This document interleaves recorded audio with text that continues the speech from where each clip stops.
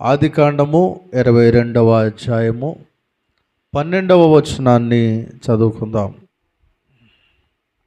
అప్పుడు ఆయన, ఆ చిన్నవాని మీద చెయ్యి వేయకము, అతనేమీయూ చేయకము, నీకు ఒక్కడై ఉన్న నీ కుమారుణ్ణి నాకియ్య వెనుతీయలేదు గనుక నీవు దేవునికి భయపడువాడు అని ఇందువలన నాకు కనబడుచున్నదనెను. దేవునికి స్తోత్రం. హల్లెలూయా. ఈ రాత్రి దేవుడు మనతో మాట్లాడుతున్నటువంటి అంశం ఏంటంటే, నీవు దేవునికి భయపడుచున్నావా? ఈ రాత్రి దేవుడు మనతో మాట్లాడుతున్న మాట, నీవు దేవునికి భయపడుతున్నావా?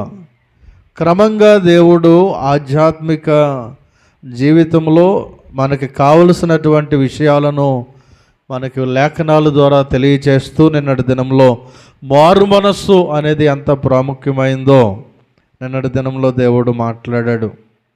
ఈ రాత్రి దేవుడు మనతో మాట్లాడుతున్న విషయం, నీవు దేవునికి భయపడుతున్నావా?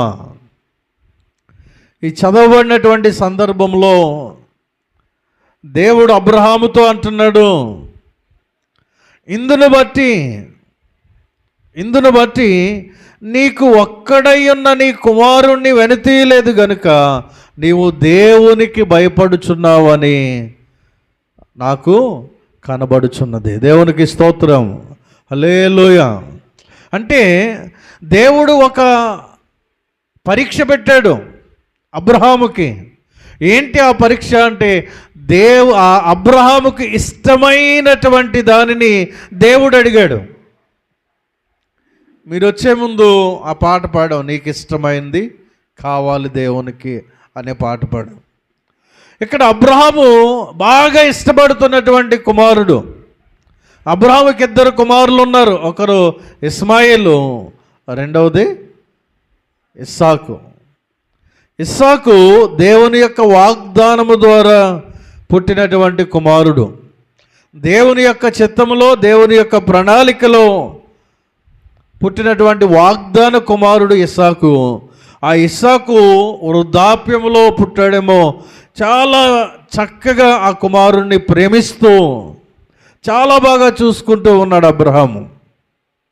అయితే ఆ అబ్రహామును దేవుడు పరీక్షిస్తూ అంటున్నాడు, నీకు ఒక్కడై ఉన్నటువంటి, నువ్వు బాగా ప్రేమిస్తున్నటువంటి నీ కుమారుణ్ణి నాకు ఇస్తావా?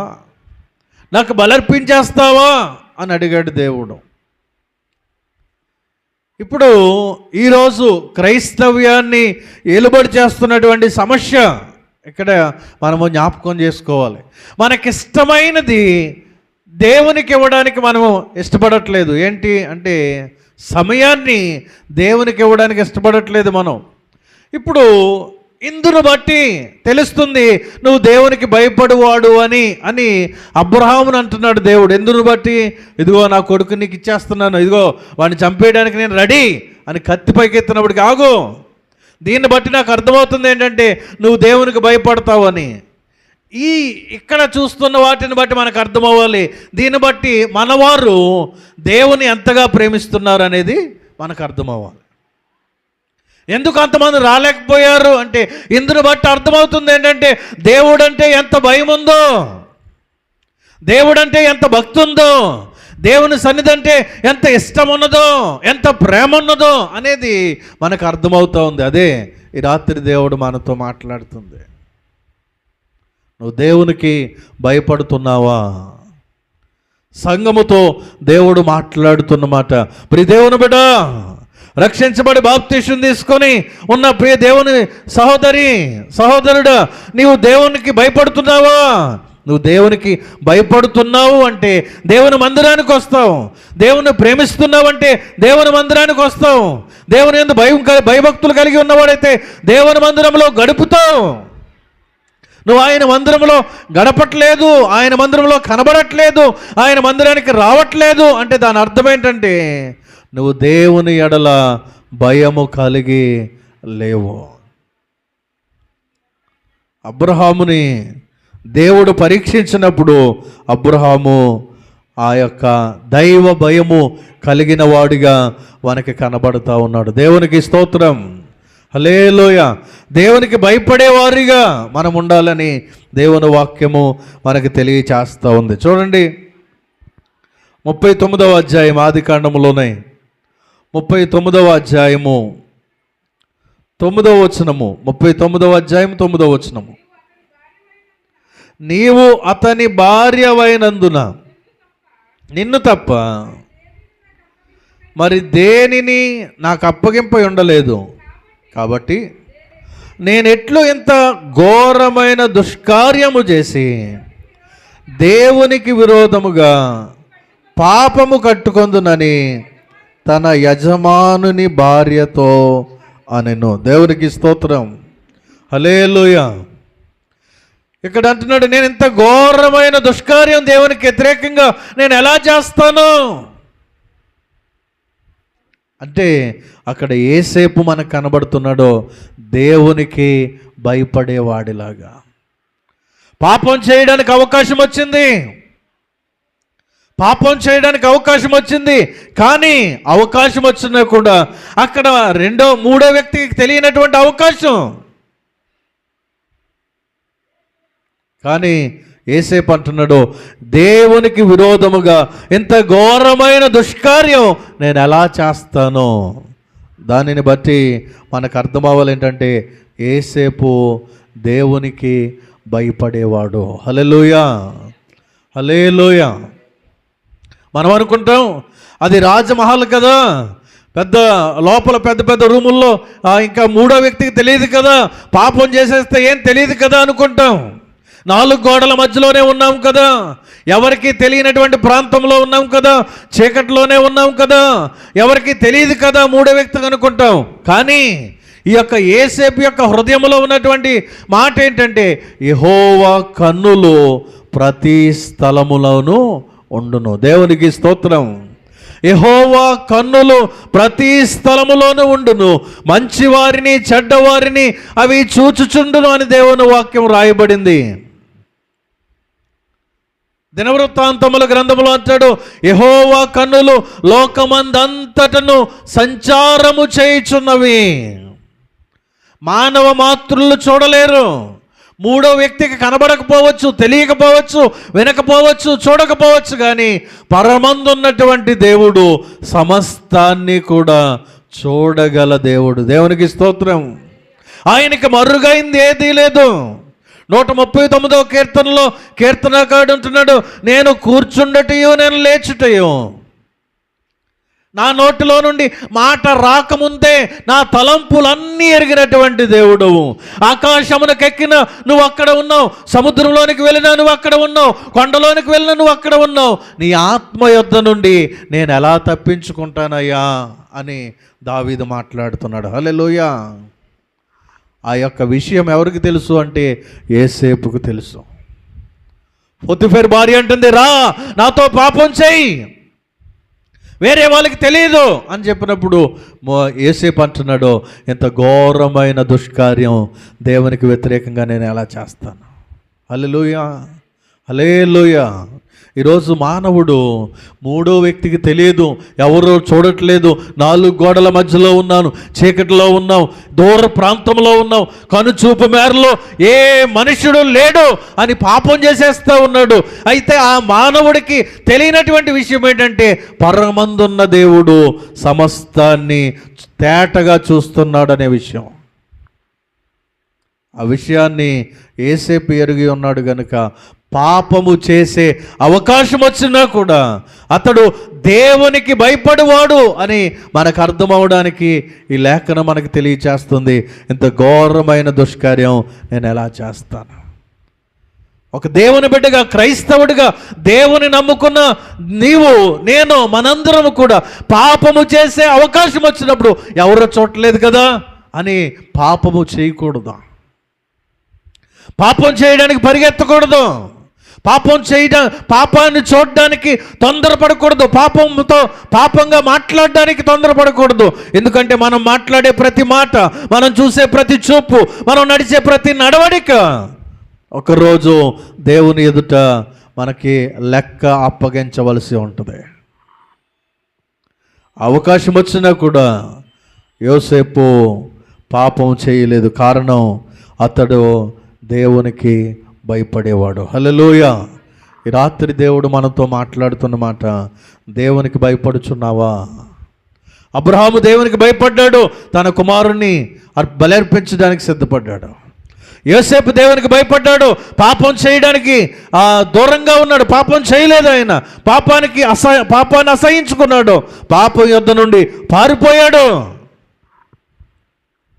మూడవది, దేవునికి భయపడే వారిని మనం చూస్తే నిర్గమాకాండం 1వ అధ్యాయంలోనికి వెళ్దాం. నిర్గమాకాండం 1వ అధ్యాయం 17 నుండి చదువుదాం.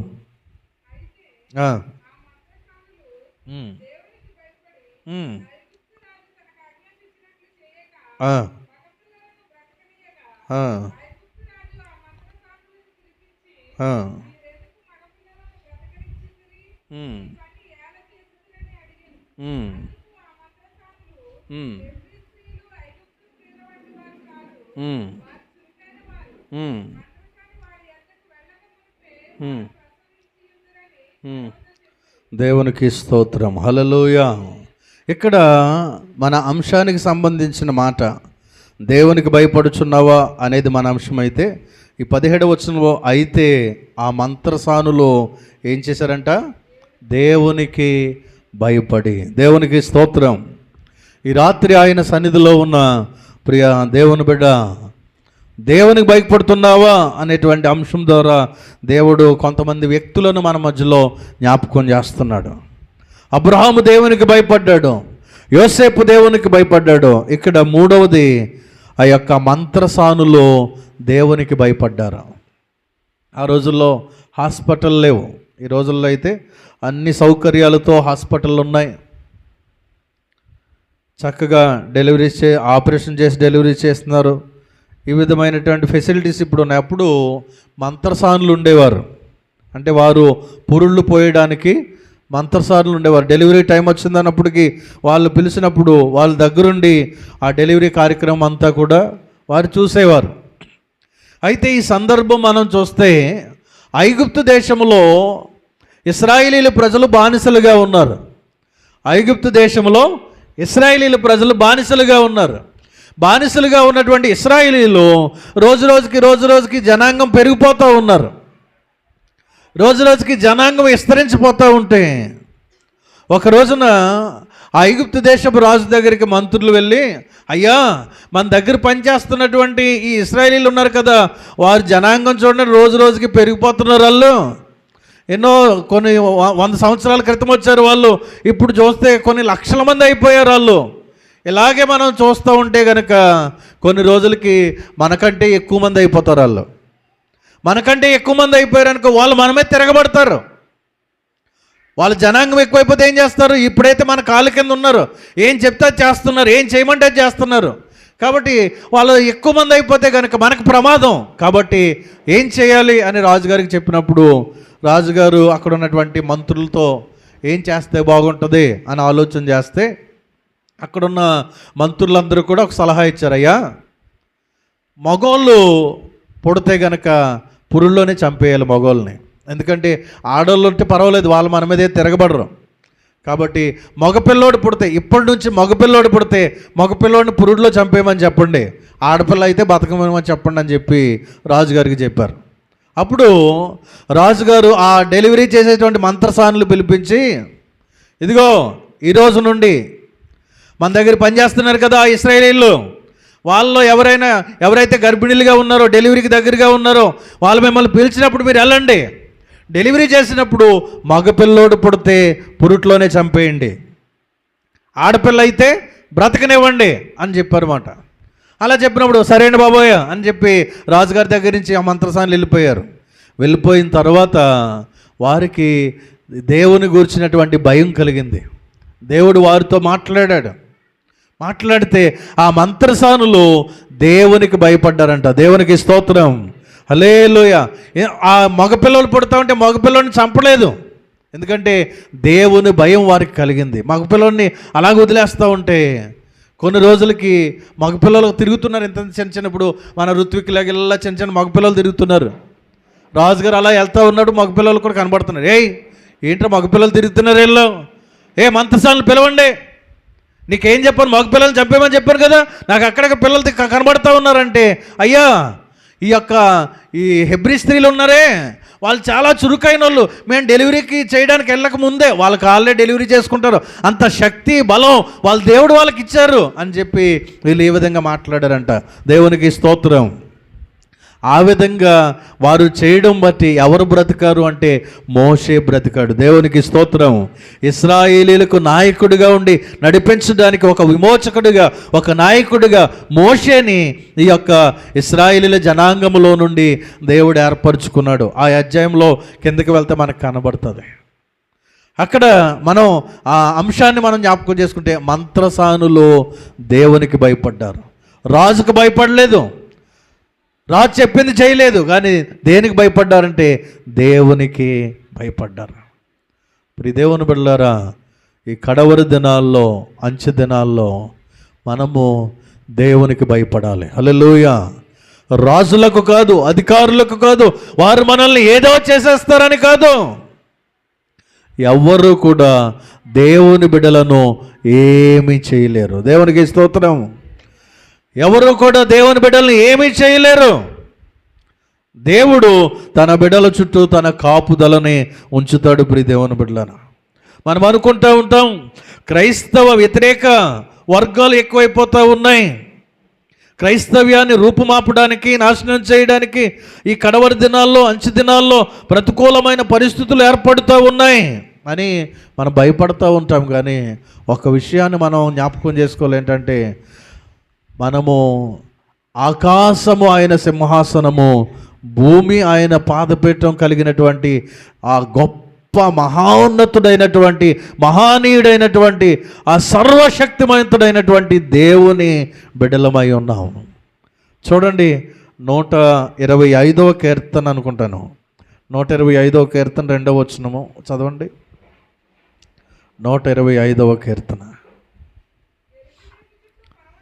యెరూషలేము చుట్టూ పర్వతములు ఉన్నట్టు యెహోవా ఇది మొదలుకొని నిత్యము తన ప్రజల చుట్టూ ఉండును. దేవునికి స్తోత్రం.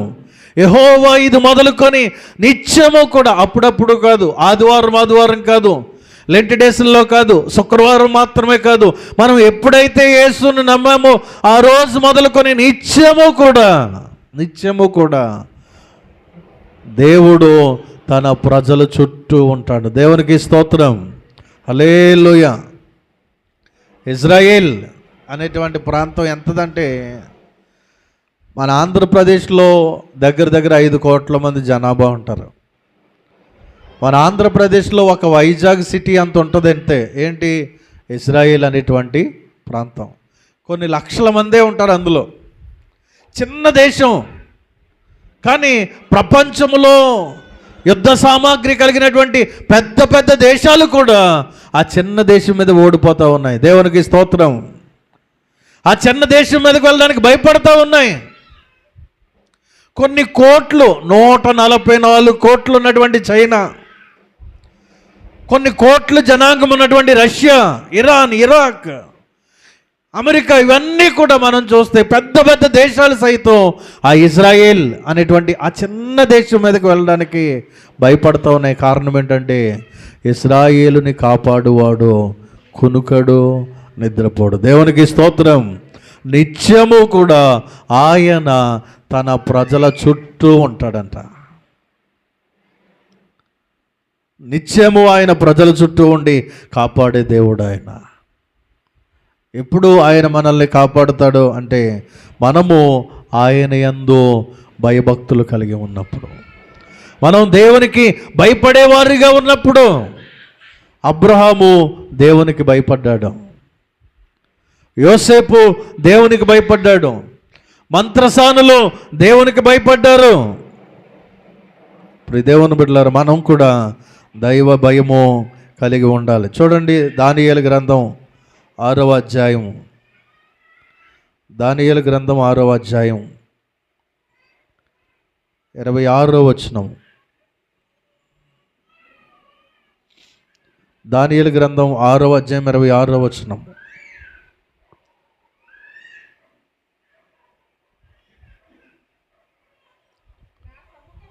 నా సముఖమున నా రాజ్యములోని సకల ప్రభుత్వముల యందుండు నివాసులు దానియేలు యొక్క దేవునికి భయపడుచు ఆయన సముఖమున వణుకుచుండవలెను.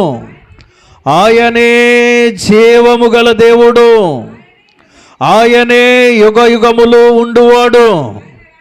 ఆయన రాజ్యము నాశనము కానేరదు, ఆయన ఆధిపత్యము తుదమట్టుకు ఉండును. ఆయనే విడిపించువాడును రక్షించువాడునయుండి పరమందును భూమి మీదను సూచక్రియలను ఆశ్చర్య కార్యములను చేయువాడు.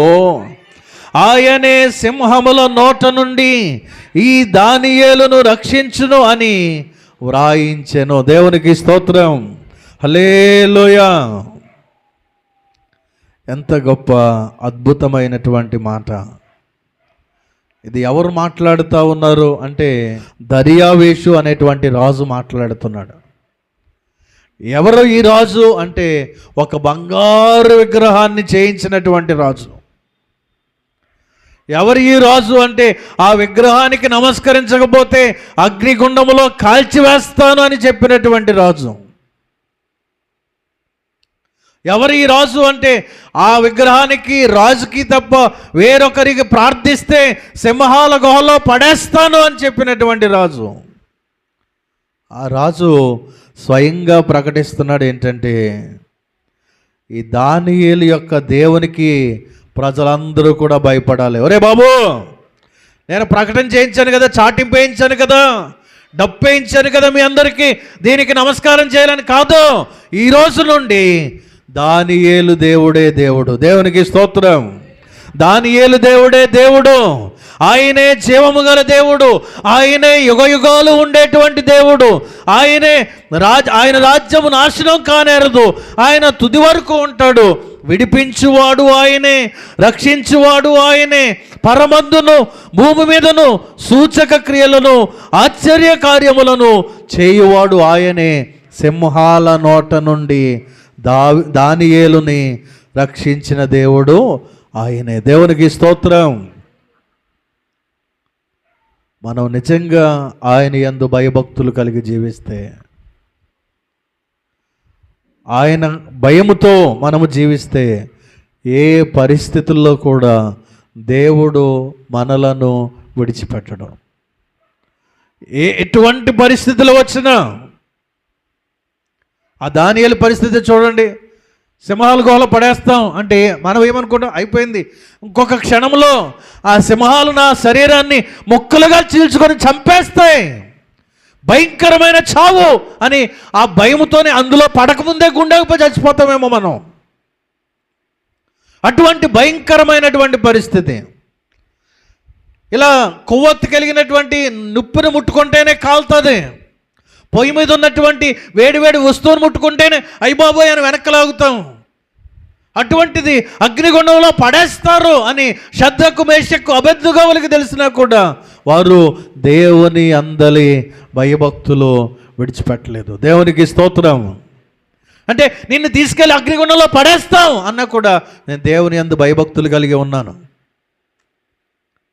ఒరే, ఇంకా మీరు నమ్ముతున్నారా, పెద్దగా చేస్తున్నాను అగ్నిగుండాన్ని అని చెప్పుకొని ఇంకా మేము దేవుణ్ణి నమ్ముతున్నాం. ఒకవేళ ఆయన మమ్మల్ని రక్షించకపోయినా అందులో మాడి మసైపోతాం, కాలిపోయి బూడిదైపోతాం, కానీ దానికి నమస్కారం చెయ్యం. దేవునికి స్తోత్రం. హల్లెలూయా. దానియేలు ప్రార్థన చేయడం ఆపుతావా? సింహాల గుహలో పడేయాలా అంటే నువ్వెవడో పడేయడానికి? సింహాల కంటే యోధా గోత్రపు సింహమైన నా దేవునికి ప్రార్థన చేస్తాను. దేవునికి స్తోత్రం. హల్లెలూయా. యెరూషలేము తట్టు కిటికీలను తెరిచి మోకరించి ప్రార్థించాడు. వీళ్ళని తీసుకుని అగ్నిగుండంలో పడేశారు, దానియేలుని తీసుకెళ్ళి సింహాల గుహలో పడేశారు. అగ్ని వారిని కాల్చలేకపోయింది, సింహాలు ఈయన్ని చేల్చలేకపోయాయి. దేవునికి స్తోత్రము, హల్లెలూయా. ఎందుకంటే వారు దేవుని యందు భయము కలిగి ఉన్నారు. హల్లెలూయా. వారిలో ఎటువంటి అవిశ్వాసము లేదు, అపవిత్రత లేదు. వారు దేవునికి భయపడేవారు. వారిని బయటికి తీసుకొచ్చి ఆ రాజు చేస్తున్నటువంటి ప్రకటన, వీళ్ళ దేవుడే దేవుడు. మన దేశంలో ఉన్న, ప్రభుత్వంలో ఉన్న సకల జనులు కూడా ఇలాగే చేయండి. యుగ యుగాలకి యెహోవాయే దేవుడు. దేవునికి స్తోత్రం, హల్లెలూయా. అటువంటి దేవుని భయం కలిగి మనం జీవిస్తున్నామా? అబ్రహాము తనకిష్టమైనటువంటి కుమారుణ్ణి దేవునికి ఇవ్వడానికి ఆయన సిద్ధంగా ఉన్నాడు. అందును బట్టి అతడు దేవునికి భయపడేవాడు అని అతనికి తెలిసింది, దేవునికి తెలిసింది. యోసేపు పాపం చేసే అవకాశం వచ్చినా కూడా పాపం చేయలేదు.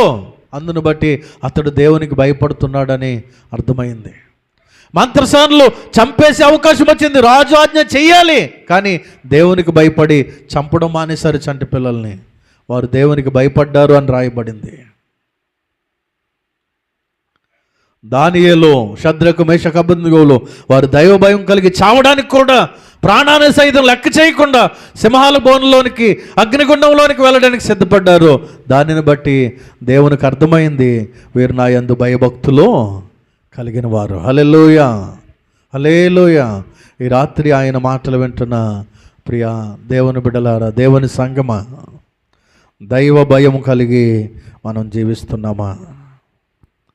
దైవ భయం కలిగి మనం జీవిస్తున్నామా లేదా?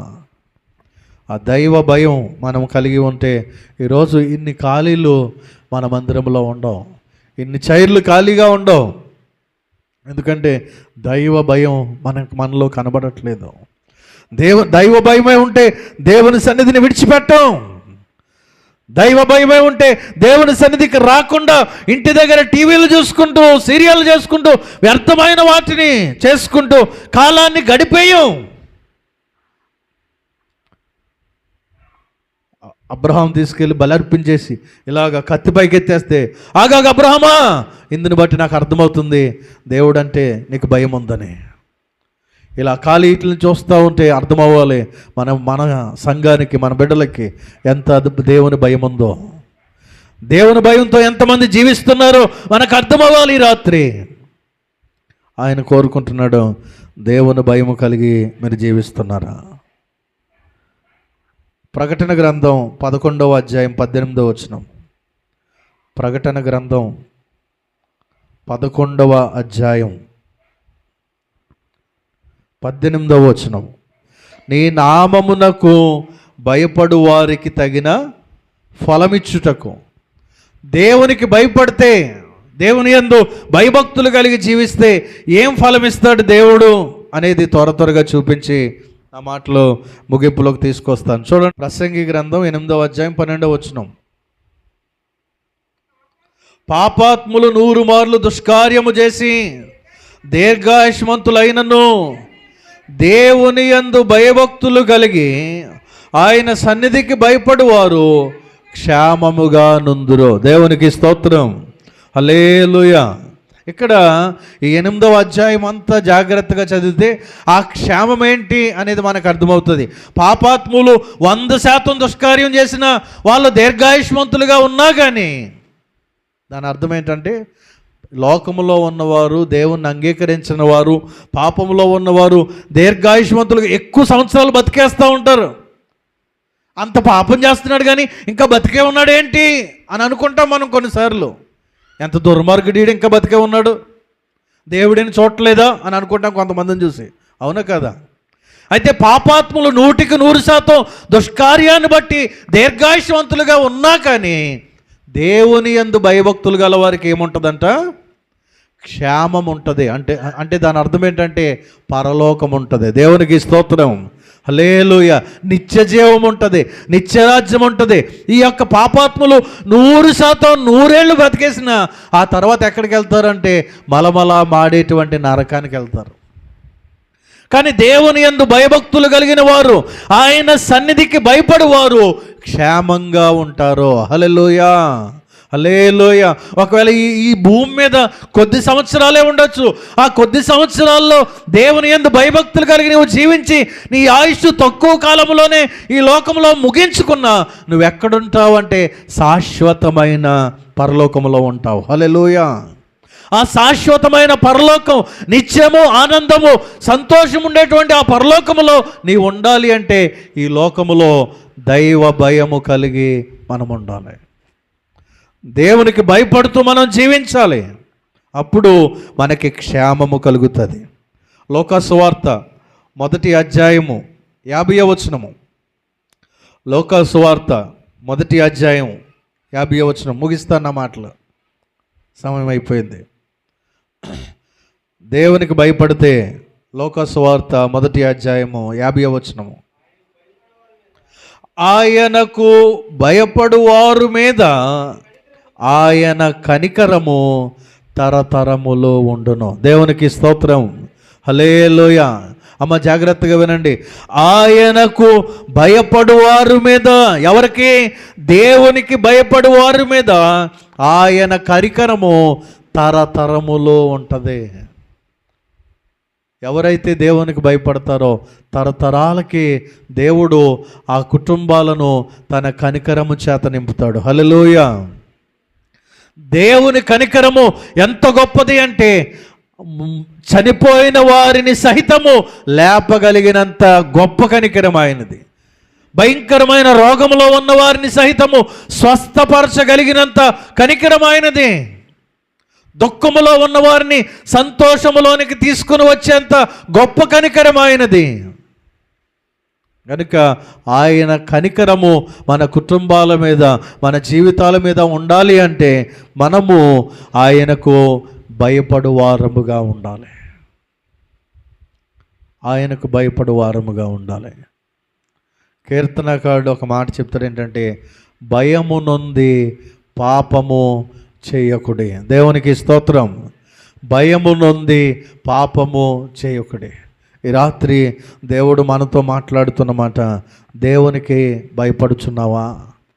దేవునికి భయపడితే నువ్వు పాపం చేయవు. దేవునికి భయపడితే నువ్వు లోకములో జీవించవు. దేవునికి భయపడితే శరీరేచ్ఛలు నెరవేర్చుకోవడానికి ప్రయత్నించవు. కనుక మనము దేవునికి భయపడు వారముగా ఉండాలి. దేవునికి భయపడు వారముగా ఉంటే మనకు ప్రియమైనది కూడా దేవునికి కావాలి అంటే అర్పించే వారముగా ఉంటాం. ఇప్పుడు ఎందుకు చాలామంది దేవుని మందిరానికి రాలేకపోయారు అంటే దేవుని కంటే వారు ప్రియమైనదిగా దేన్ని ఎంచుకుంటున్నారంటే సెల్ ఫోన్ ఎంచుకుంటున్నారు, లేకపోతే ఇద్దరు ముగ్గురు కూర్చొని మాట్లాడుకోవడం ఆ సమయాన్ని ఎంచుకుంటున్నారు, టీవీలను ఎంచుకుంటున్నారు, సెల్ ఫోన్లు ఎంచుకుంటున్నారు. వారికి దేవుని కంటే ప్రియమైనవయ్యి. కానీ అబ్రహాము ఆ ప్రియమైన కుమారుణ్ణి కూడా దేవునికి ఇవ్వడానికి సిద్ధపడ్డాడు. నీ సమయాన్ని నువ్వు దేవునికి ఇవ్వగలిగితే దేవుడు తన కనికరాన్ని, తన క్షేమాన్ని నీ కుటుంబం మీద, నీ మీద ఆయన ఇచ్చే దేవుడై ఉన్నాడు. నువ్వు దేవునికి భయపడేవారిగా నీవు ఉంటే, యేసేపు భయపడి పాపం చేయలేదు, ఆయన్ని ప్రధానమంత్రిగా దేవుడు ఆశీర్వదించాడు. దానియేలు దేవునికి భయపడి దేవుని విడిచిపెట్టలేదు, చనిపోవడానికి సిద్ధపడ్డాడు.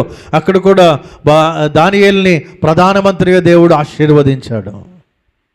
మంత్రసానులు దేవునికి భయపడి చేయొద్దని పని చేయలేదు, కనుక దేవుడు వారిని దీవించాడు అనే మాటను అక్కడ మనం చూస్తాం. కనుక మనము దేవునికి భయపడితేనే మనం ఈ లోకములో దేవుని కనికరాన్ని పొందుకుంటాం, దేవుని క్షేమాన్ని పొందుకుంటాం. అట్టి కృప పరిశుద్ధాత్మ దేవుడు మనందరికి అనుగ్రహించునుగాక.